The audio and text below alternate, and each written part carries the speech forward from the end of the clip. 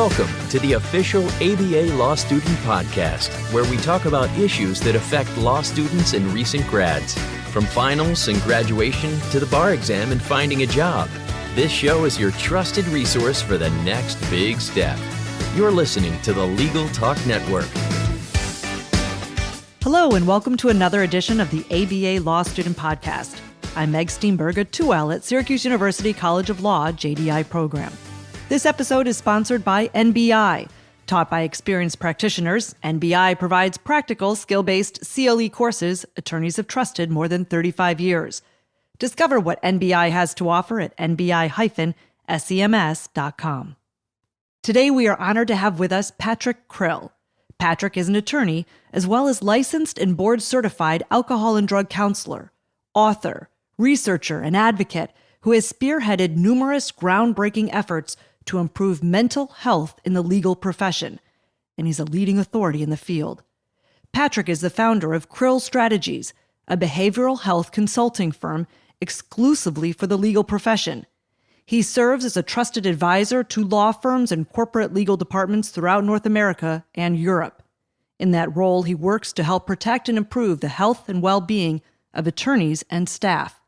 Patrick is the author of more than 70 articles relating to mental health and addiction and contributes regularly to print and news media across the nation. He frequently lectures around the world to law firms, professional and bar associations, law schools, and corporations about addiction and its intersection with the law. Patrick has received awards for his service, including the ABA's Commission on Lawyer Assistance Programs. Among other degrees, Patrick holds a JD from Loyola Law School. Thank you, Patrick, for joining us today.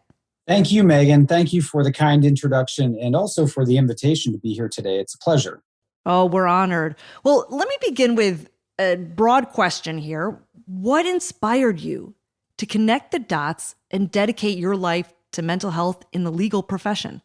To give you a concise answer, I would say that it was really a combination of observations, personal experience, and really a sense that there was a need. So I'm someone who went to law school and I got my JD, I went on for an LLM, I began practicing and I practiced for several years. And during that time, I had my own personal challenges that I overcame and then continued on in the profession. And that gave me a slightly different perspective on myself, as well as some other fields that were out there, right? The helping professions. And during that time, I was also observing a lot of challenges, frankly, among my peers and the profession more broadly. And it sort of dawned on me that my heart wasn't in practicing law, right? And if I look back on my decision to go to law school, it was frankly based on a misunderstanding of what was ahead.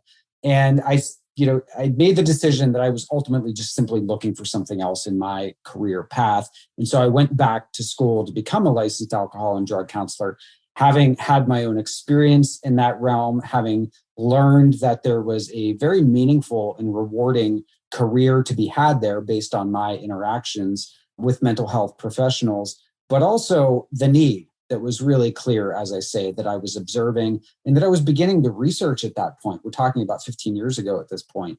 And it was clear to me that there was a need in the legal profession and there wasn't enough being done to meet that need.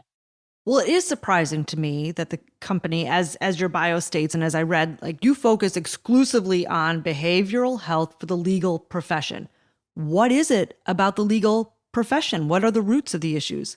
We have significant challenges in the profession, and those challenges include higher than normal levels of mental health distress, higher than the general population rates of addiction, everything from depression to anxiety to burnout to suicidality, substance use disorders. We tend to be sort of at the front of the pack. And in some cases, the levels of mental health problems are simply much higher than you would find in other populations. And I think it's really a combination of things that is responsible for those challenges. A piece of it is who we are as lawyers, right? And what we bring to the table, our predispositions, our habits, our values, frankly. We often don't prioritize taking care of ourselves. We prioritize a lot of other things in life, including professional achievement. But then there's also a significant component that is really the profession itself, right? Beginning in law school, the way we're trained, the competitive nature of the profession, a lot of the implicit and explicit messages that surround mental health, like maybe if you're struggling, keep that to yourself. The chronic stress that exists in some areas of the profession, right? I may be breaking news here, but being a lawyer is very stressful. And I'm sure anyone listening to this podcast who's a law student is already familiar with the long hours, the hard work, the rigor, and the stress that really is part of becoming a lawyer. That continues frequently unabated once you enter the profession. And in many instances, depending on the context, it may actually become worse. So stress is a well-known, well-documented risk factor for the onset of mental health problems, also for addiction. And so all of these things sort of swirling around culminate in a higher than average level of risk. So part of it is who we are. Part of it is, frankly, what the profession does to us that results in these challenges. And the good news is that the culture has begun to shift over the last 5 years. There's so much more recognition of the scope of the problems, but also there's a much greater willingness to talk about it. And you've got to name it to tame it, as the expression goes, as the saying goes. And I think we're making some headway in that regard. So one thing you mentioned there was that law students are a little bit different than other professional degree students. How are law students similar or different from other professional degree students, like a medical school student?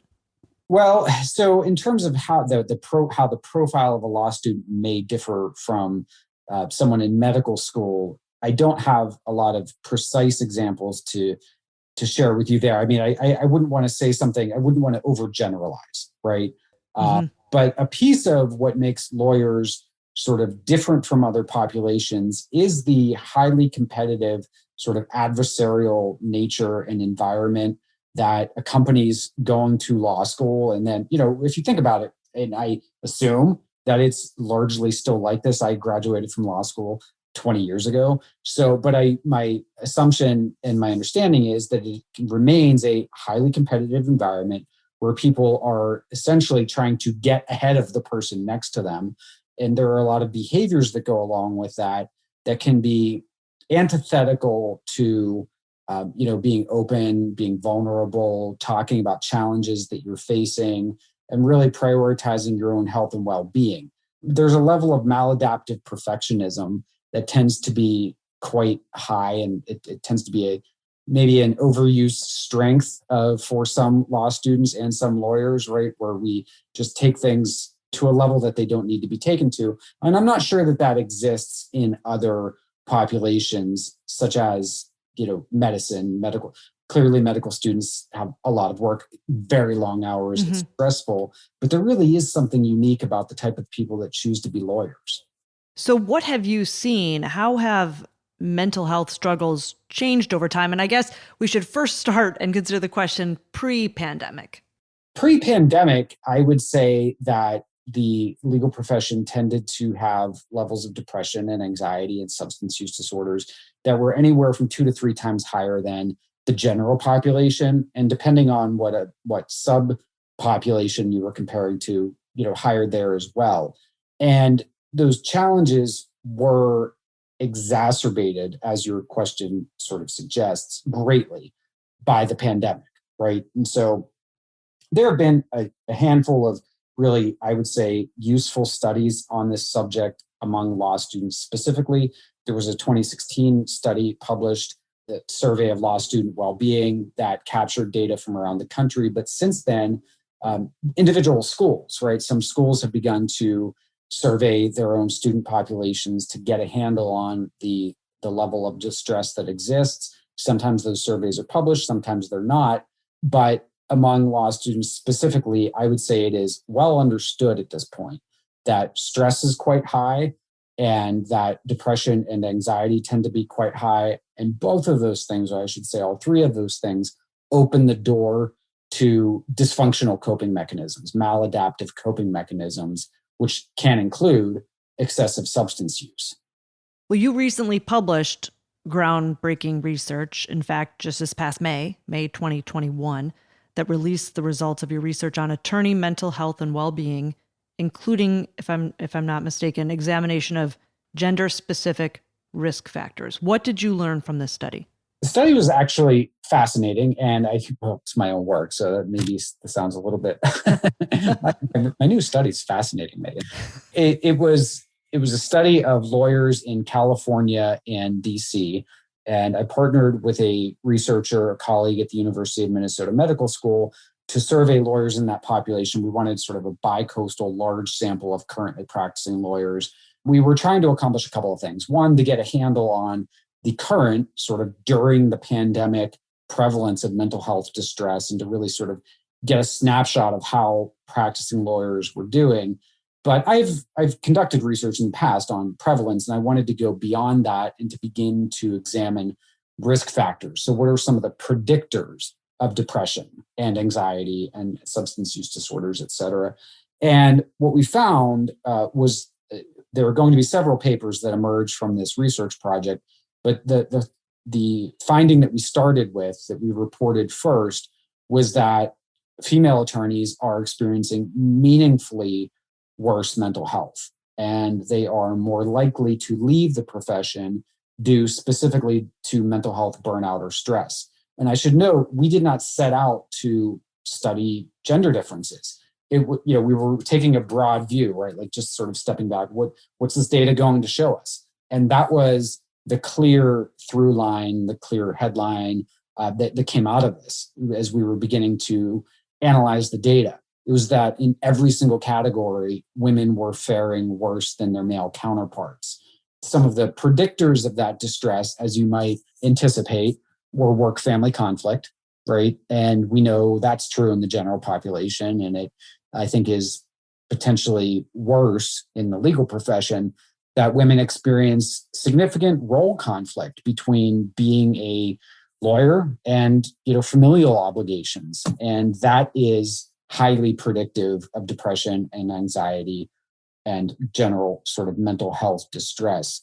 So that's kind of a quick summary of what we found. I should note that men are not experiencing good mental health either, right? And across the board, we identified and articulated in the paper a lot of challenges that are widespread and suggestive of really redoubling our efforts as a profession. Because I started by saying 5 minutes ago, we've made some progress and we've made some headway and we're talking about the issues and you've got to name it to tame it. Yeah, that's true.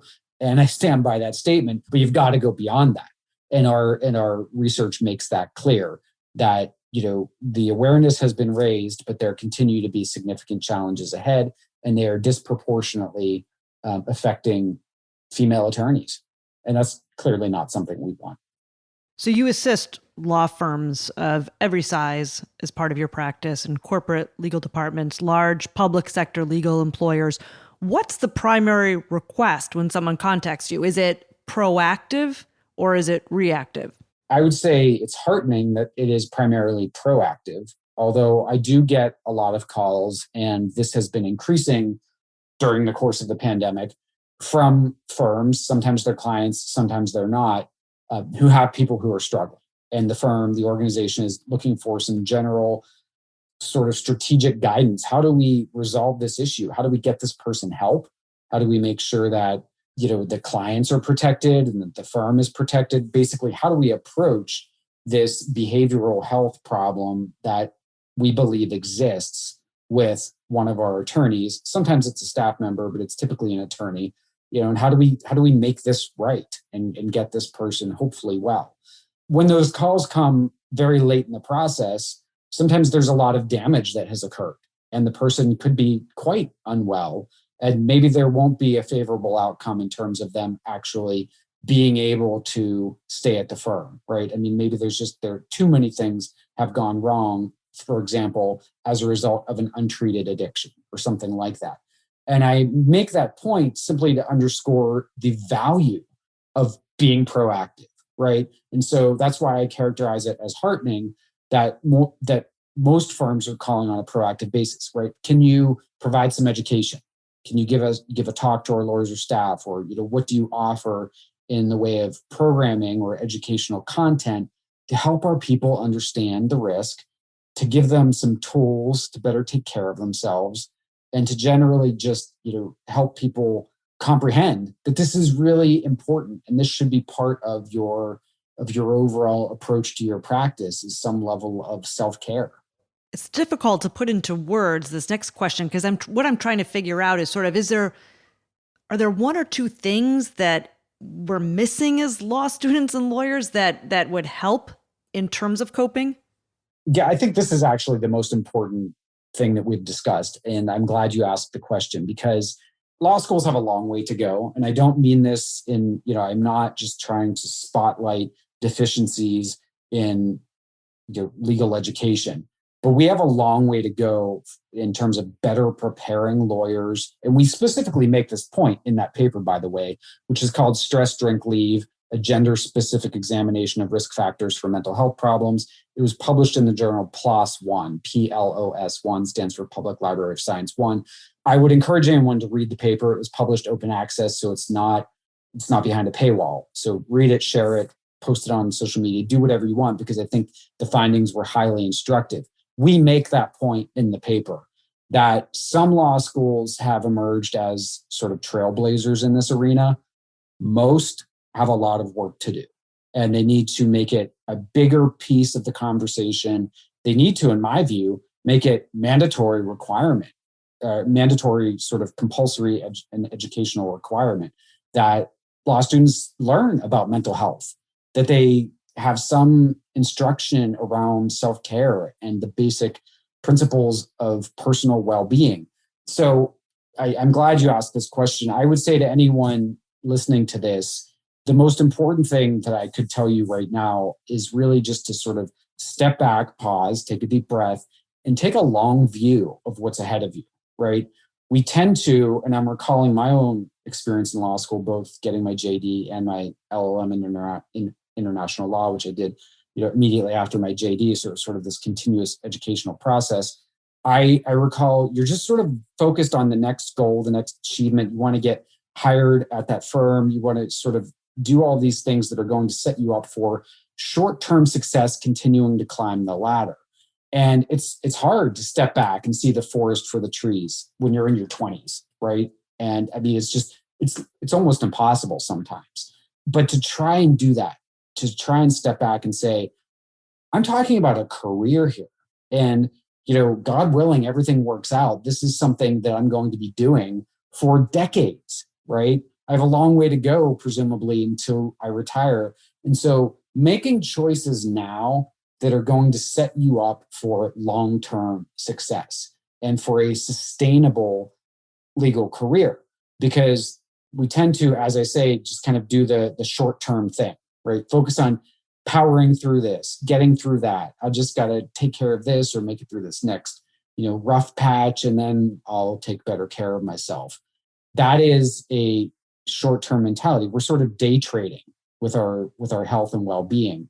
And I would encourage people to really try and play the long game, take the long view. That's a very long answer to your question, but that is where I would start. It really has to do with mindset and perspective, and realizing that, you want to set yourself up to be durable. We are speaking with Patrick Krill. We'll be right back. If you want to stay up to date on today's hottest issues, strengthen your knowledge with practical how-to courses, and learn the latest legal strategies and troubleshooting tips, then NBI CLE has what you need. NBI courses range from basic to advanced and cover all legal disciplines. Learn online and on your schedule with our on-demand courses. Visit nbi-sems.com and save 50% on your next CLE course with promo code NBIStudent. And we are back now with Patrick Krill, founder of Krill Strategies, a behavioral health consulting firm exclusively for the legal profession. A personal question here: what motivates you to get out of bed every morning? Is it helping those from the past? Is it looking to the future?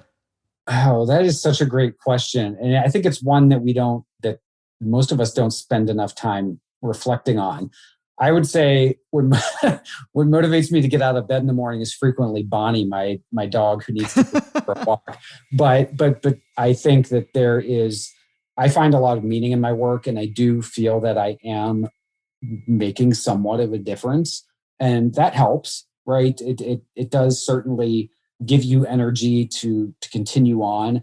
I also just tend to be, so I'm not practicing law anymore, but I still continue to kind of be that quintessential hardworking lawyer at heart, right? I mean, I just work. I'm a worker. I've always been kind of a worker. And so, and I'm busy. My work is very busy. So frequently I get up because I've just got a lot to do, and I like it enough, and it gives me enough meaning that's doing it.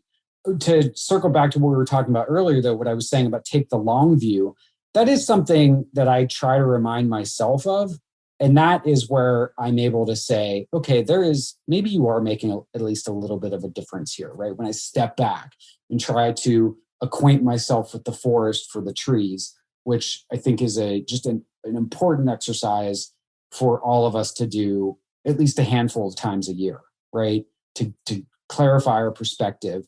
And maybe that's something that would ultimately lead people listening to this to make different choices or pursue different paths, or similar to my experience, it could actually give them that shot in the arm of this is pretty good what I'm doing, right? There's some meaning here, and I need to keep that in mind even when I'm pretty tired. So how do you recognize if you have a behavioral health problem? Not even to the substance abuse side of things, just addressing the pressure. What do you do? How do you know you have one? Yeah, it's a little bit person specific, but because part of it is really based on knowing yourself. And when you're running 1,000,000 miles a minute all the time, right? And you're just kind of working, you have your head down, and you're not spending a lot of time in self-reflection or introspection, pausing, taking a mindful approach to your life, you could go pretty far down a track, and you haven't even really sort of stopped to check in with yourself. And you're missing kind of those warning signs. And eventually they're blaring. And it gets to a point where you can't ignore it anymore. But if you had been maybe a little bit more attentive to your own needs and just sort of a little bit more in touch with yourself, you would have picked up on those warning signs sooner, before they were sort of blaring loudly. It's a change, really. Do you not feel like yourself, right? Do you feel uncharacteristically angry, anxious, agitated, moody? Are you engaging in behaviors perhaps that you didn't used to, and they're not necessarily healthy behaviors? Are you feeling more overwhelmed by things than you used to, right? Again, it's sort of a change. Are you isolating or feeling withdrawn more than you used to, right? I mean, some people are very introverted by nature, and that's kind of who they've always been. But if you're changing, and some of these things are on a gut level not feeling like good, healthy, positive changes that are putting you in a better place, pay attention to that. Acknowledge it, right? Honor those feelings in yourself. That's really the first step.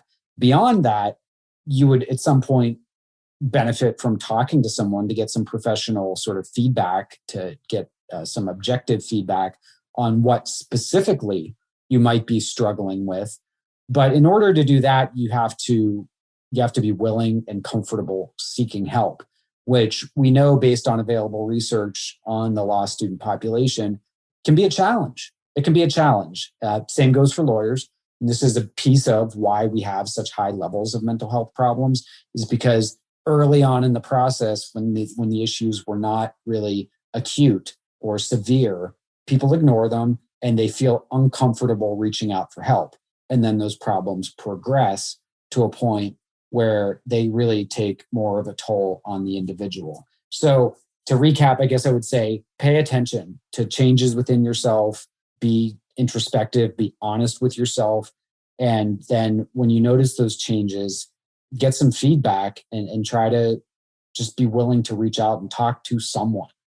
I think personally, if part of the problem too is that in law school, you feel as though that knowledge is infinite. And it's probably part of the problem as lawyers too, that you just, you can always learn more. I've never been as unhealthy as I have been in law school. Yes. Because I feel as though if I get up and go for a run or something, I will now lose 30 minutes of reading or whatever it might be.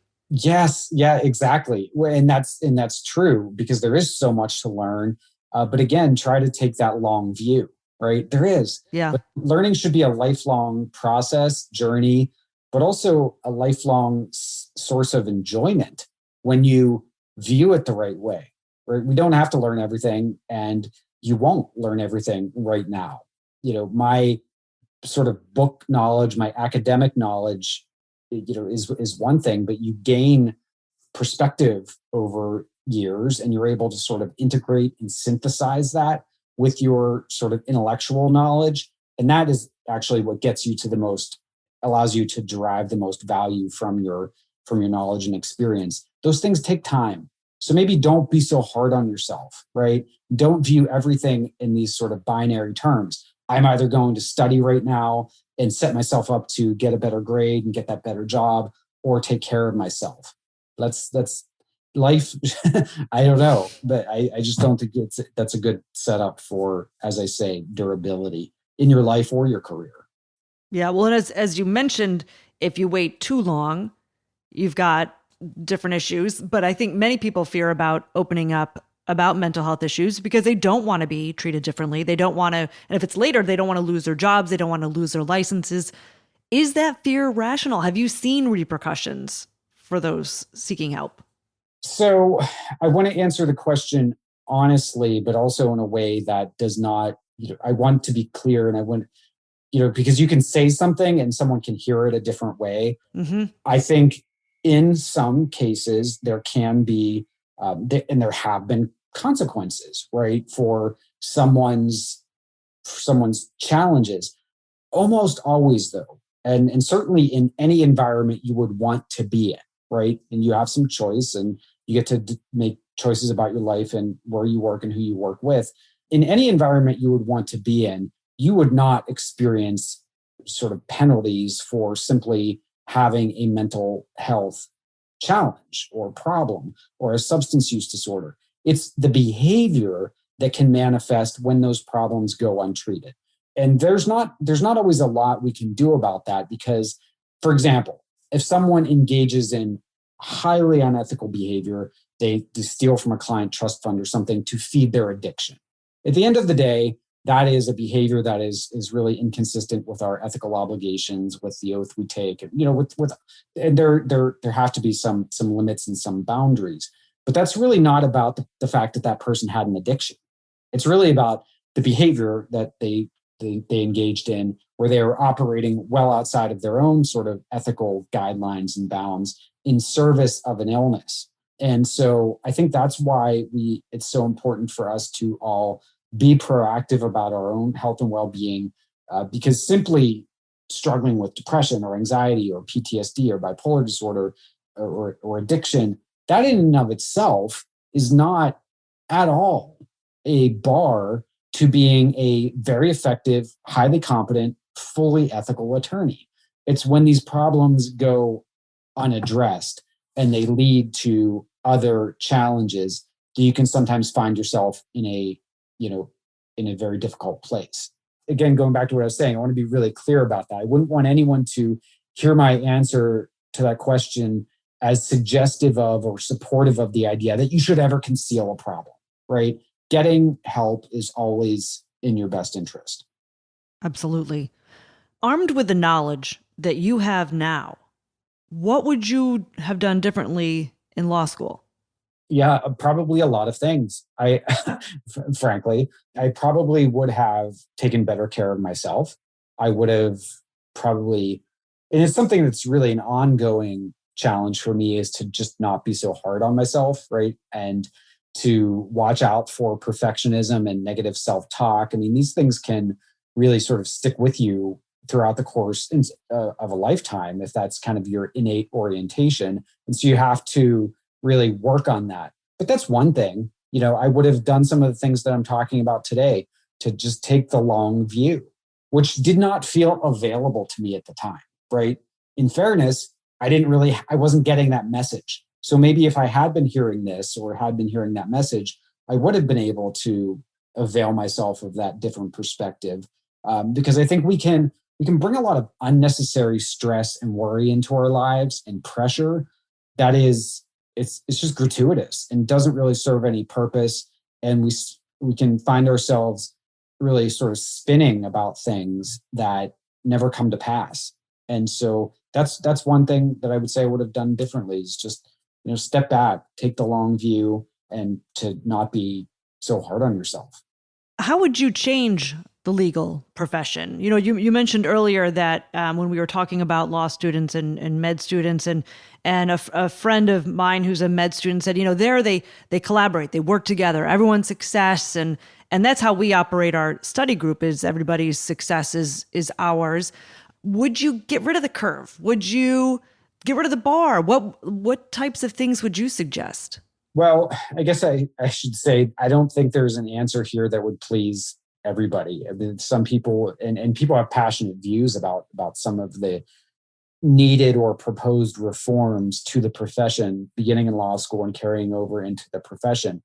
But I would say broadly, that collaborative environment that your friend reports, kind of experiencing in medical school, we would benefit from that, right? Now, the legal system is adversarial, and I don't expect us to change our entire legal system in the US. But to the extent that we can, create environments that allow for more psychological safety, where people feel that they're able to take a risk and not necessarily be penalized if they ask a question and it's not sort of the air quotes right question, where there is less competition, more collaboration. Because frankly, when people collaborate, they can really arrive at more creative solutions and come up with better ideas than individuals all kind of off in their own corner competing with each other and withholding information or insights and not wanting to kind of share their best idea with people, right? And so ultimately, it would be in service, I think, of our clients, of society that the legal profession plays such an integral role in, if we could work to be a little bit more collaborative and solution oriented rather than competitive and adversarial. You could make a fair case that there is a significant amount of overwork in the profession, right?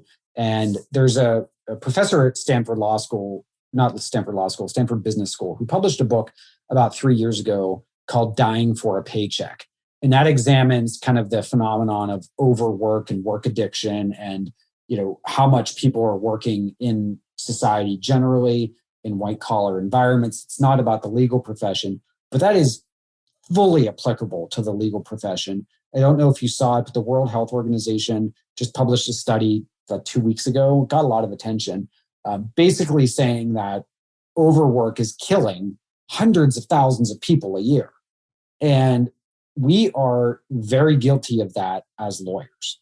And sometimes it's because we're passionate about what we do and you're defending someone, trying to keep them out of jail or off death row or, whatever. And it's intense.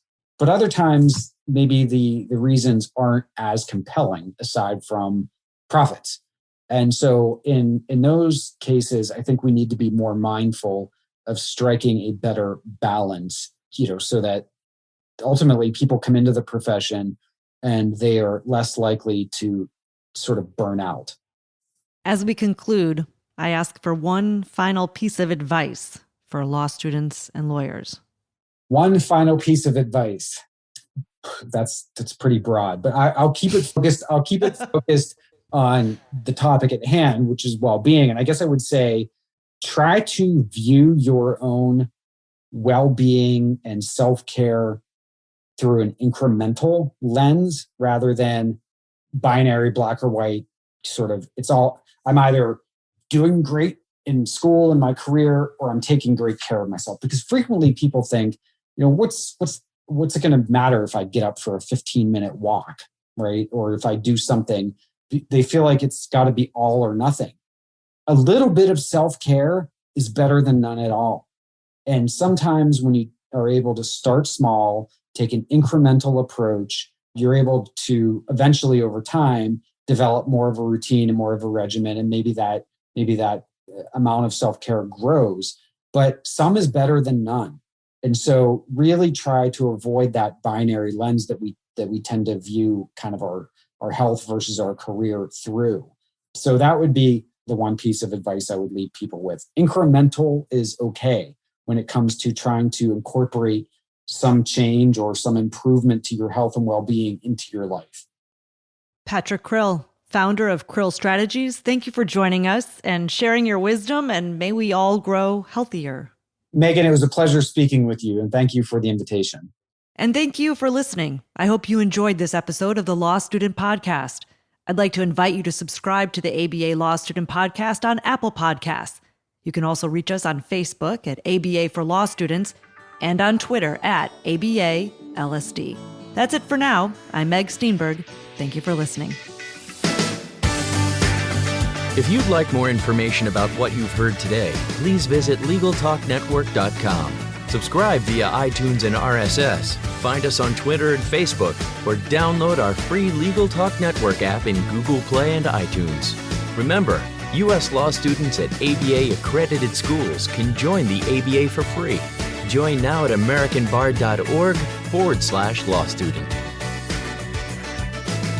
The views expressed by the participants of this program are their own and do not represent the views of, nor are they endorsed by, Legal Talk Network, its officers, directors, employees, agents, representatives, shareholders, and subsidiaries. None of the content should be considered legal advice. As always, consult a lawyer.